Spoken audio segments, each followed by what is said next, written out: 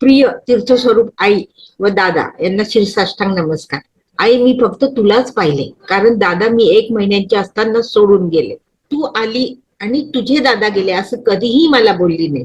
नेहमीच प्रेमाने वागली. तू सतत कामात असलेले मी तुला पाहिलंय. तुझा टापटीपणा, तुझा सोज्वळ व खानदानी व्यक्तिमत्व होते. डोक्यावर पदर नेहमी असायचा. तुझे केस खूप जाड आणि लांब होते, कमरेपर्यंत लांब होते.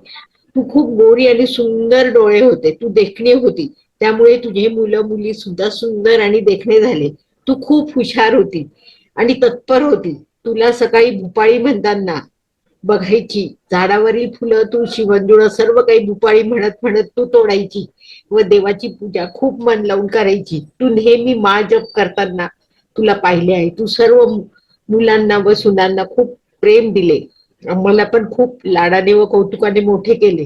तू खूप हुशार आणि सुंदर होती, त्यामुळे तुझी 7 मुले व 4 मुली सुंदर आणि देखण्या झाल्या.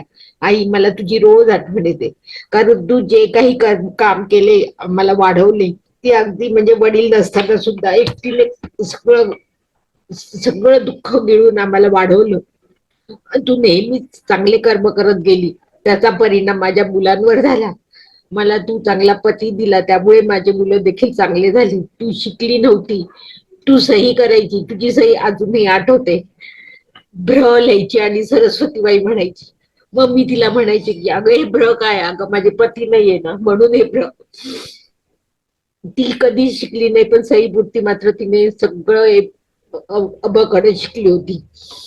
तू सही करायची व तुझा रोजचा खर्च काय केला हे तू मला वहीत लिहायला लावायची. तू रविवारी आमचे केस धुवून अंघोळ घालायची व पाठीला साबण लावून धुवायची व म्हणायची, ही पाठ परदेशी असते ग, दुसऱ्याच्याच हाताने करायची असते. त्यात देखील किती गोष्टी सहजतेने तू मला शिकवल्यास.